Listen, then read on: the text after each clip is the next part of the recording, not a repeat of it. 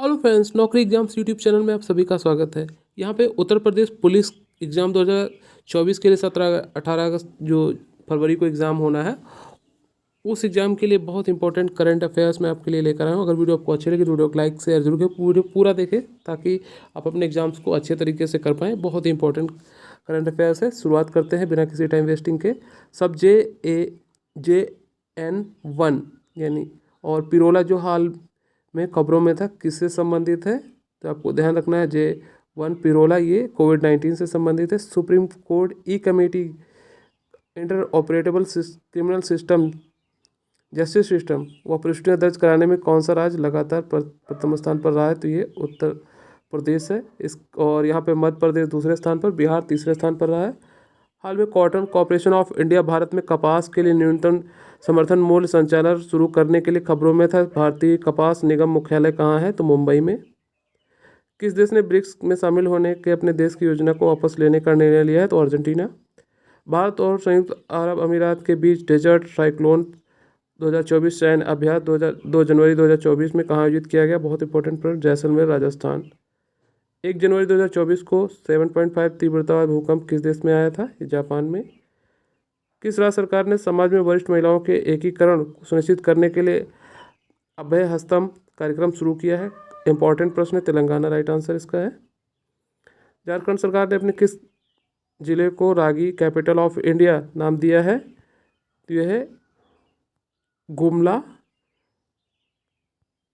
किस देश के क्रिकेट डेविड वार्नर ने वनडे और टेस्ट क्रिकेट से संन्यास लेने की घोषणा की? ऑस्ट्रेलिया। सभी को पता होगा। पौंडीचेरी विश्वविद्यालय का पदेन चांसलर किसे नियुक्त किया गया है? जगदीप धनखड़। उपराष्ट्रपति भारत। रक्षा मंत्री राजनाथ सिंह ने बालिकाओं के लिए पहले पूर्व सैनिक स्कूल का उद्घाटन कहाँ किया? वृंदावन उत्तर प्रदेश में। बहुत इंपॉर्टेंट प्रश्न है, उत्तर प्रदेश से संबंधित है, पूछा जा सकता है। एडिनबर्ग में आयोजित किस खिलाड़ी ने स्क्वैश में साल 2023 का women under 19 squash junior open का खिताब जीता है? अनाथ सिंह। ब्रिक्स के संपूर्ण सदस्य कौन थे? मिस्र, इथोपिया, ईरान, सऊदी अरब, संयुक्त अरब अमीरात। किस देश के पूर्व प्रधानमंत्री रहे वासुदेव पांडे 90 वर्ष की उम्र में निधन हो गया है? त्रिनिदाद और टोबैगो। अयोध्या स्थित राम जन्मभूमि मंदिर में किस प्रसिद्ध मूर्तिकार द्वारा निर्मित रामलला की मूर्ति को स्थापित किया गया है? अरुण योगीराज। उसके बाद प्रश्न है, रक्षा अनुसंधान विकास संगठन DRDO 66वां स्थापना दिवस कब मनाया गया? 1 जनवरी। DRDO के अध्यक्ष कौन है? समीर V कामत। किस राज्य को भारत का पेंटो राजधानी के रूप में मान्यता मिली है? गुजरात है। जामनगर रिफाइनरी दुनिया की सबसे बड़ी रिफाइनरी जो जटिल एकल साइट रिफाइनरी है। प्रोडक्शन लिंक्ड इंसेंटिव PLI मंजूरी प्राप्त करने वाली पहली भारत इलेक्ट्रिकल कंपनी कौन बनी है? तो ये ओला है। आपको ध्यान रखना है, इंपॉर्टेंट प्रश्न है। जनवरी 2024 में किस देश ने दुनिया की सबसे बड़ी रेडियो टेलीस्कोपी परियोजना square kilometre array observatory SKO पर हस्ताक्षर किया है? ये भारत है। SKO एक वर्ग किलोमीटर में विस्तृत विश्व की सबसे बड़े रेडियो टेलीस्कोप के निर्माण के लिए एक महत्वाकांक्षी बहुराष्ट्रीय पहल है जो अफ्रीका ऑस्ट्रेलिया में स्थित होगा। SKO रेडियो खगोल विज्ञान को समर्पित एक नया अंतर सरकारी संगठन। इसका मुख्यालय ब्रिटेन में है। इसमें ऑस्ट्रेलिया, कनाडा, चीन, भारत, इटली, न्यूजीलैंड, दक्षिण अफ्रीका, स्वीडन, नीदरलैंड, UK शामिल हैं। ये आपको याद रखना है। फ्रेम इंडिया योजना का संचालन किस मंत्रालय द्वारा किया जाता है? भारी उद्योग मंत्रालय। वर्ष 2015 में बड़े उद्योग और सार्वजनिक उपक्रम मंत्रालय इलेक्ट्रिकल वाहनों, हाइब्रिड संकर वाहनों, रहित पर्यावरण के अनुकूलन वाहनों के उत्पाद और संवर्धन को प्रोत्साहित करने के लिए fame foster adoption and manufacture for hybrid and electrical vehicles India योजना की शुरुआत की थी। जनवरी 2024 में स्वदेश दर्शन, इंपॉर्टेंट प्रश्न यहाँ पे देख सकते हैं। स्वदेश दर्शन 2.0 योजना में शामिल देवरीगढ़ वन्य अभयारण्य किस राज्य में स्थित है? आपको बताना है उड़ीसा। यह अभयारण्य बरगढ़ जिले में हीराकुंड बांध महानदी के पास स्थित है। स्वदेश दर्शन कार्यक्रम भारत के पर्यटन मंत्रालय द्वारा साल 2015 में शुरू किया गया था। संयुक्त राष्ट्र और अंतर्राष्ट्रीय संगठनों में भारत का अगला अस्थायी प्रतिनिधि किसे नियुक्त किया गया है?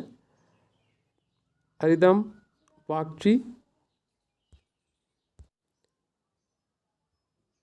साहित्य और कला के क्षेत्र में अरब के नोबेल कहे जाने वाले ग्रेट अरब माइंड्स अवार्ड 2023 में किसे सम्मानित किया गया? वॉसेनी लॉरेंस अल्जीरिया। जनवरी 2024 में कहाँ स्थित माउंट लेवोटोबी ज्वालामुखी विस्फोट हुआ है? वो इंडोनेशिया है। केंद्रीय मंत्री अनुराग सिंह ठाकुर ने सुंदर खोगला बीच पर गेम्स 2024 का उद्घाटन किया। यह कहाँ पर स्थित है? तो यह दीव इसका राइट आंसर है।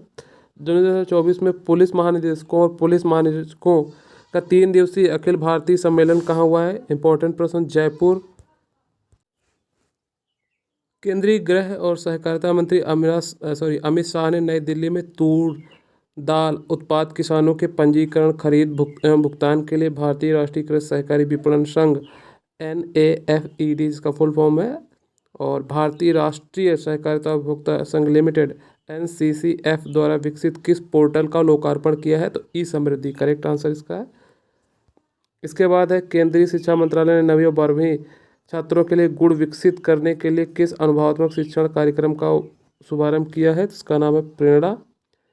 CM योगी आदित्यनाथ ने उत्तर प्रदेश के पहले फ्लोटिंग रेस्टोरेंट का शुभारंभ कहाँ किया है? तो इसका करेक्ट आंसर है प्रयागराज। कॉर्पोरेट सामाजिक उत्तरदायित्व के माध्यम से खेलों को प्रोत्साहन देने के लिए के श्रेणी में किस संगठन को राष्ट्रीय खेल पुरस्कार 2023 दिया गया है?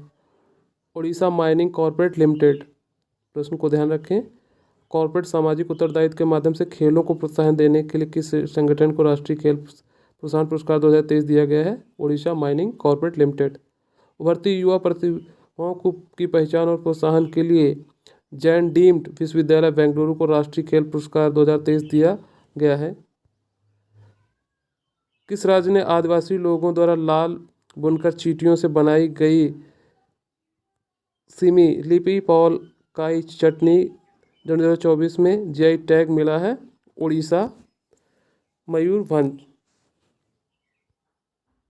पश्चिमी बंगाल के सुंदरबन शहर जलपाईगुड़ी जिले के काला नुनिया चावल और टांगाई गोराद कोड़ियाल साड़ियों को भी GI टैग मिला है। अरुणाचल प्रदेश आदि केकिर अदरक वांचो लकड़ी शिल्प और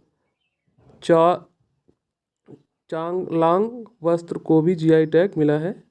ये इंपॉर्टेंट पॉइंट्स आपको याद रखना है। जनवरी 2024 में पर्यावरण वन जलवायु परिवर्तन मंत्रालय ने किन 3 शहरों के लिए आर्द्र भूमि रामसर कंजर्वेशन के अंतर्गत वेटलैंड सिटी प्रमाणन WCA के लिए भारत में 3 नामांकन प्रस्तुत किए हैं? इंदौर मध्य प्रदेश, भोपाल मध्य प्रदेश और उदयपुर। इंदौर शहर की स्थापना होलकर ने की थी और यह भारत का सबसे स्वच्छ शहर है। अपने श्रेष्ठ स्वच्छता और पानी शहरी पर्यावरण के लिए भारत के स्मार्ट सिटी अवार्ड 2023 का विजेता है। सिरपुर झील शहर में एक रामसर स्थल है जो जल पक्षी समागम के लिए एक महत्वपूर्ण स्थल के रूप में मान्यता दी गई और इसे पक्षी के अभयारण्य के रूप में विकसित किया जा रहा है। भोपाल भारत के सबसे स्वच्छ शहरों में से एक है। भोज वेटलैंड रामसर साइट सर जीवन रेखा जो विश्व स्तरीय वेटलैंड व्याख्या केंद्र जल तरंग में सुसज्जित है।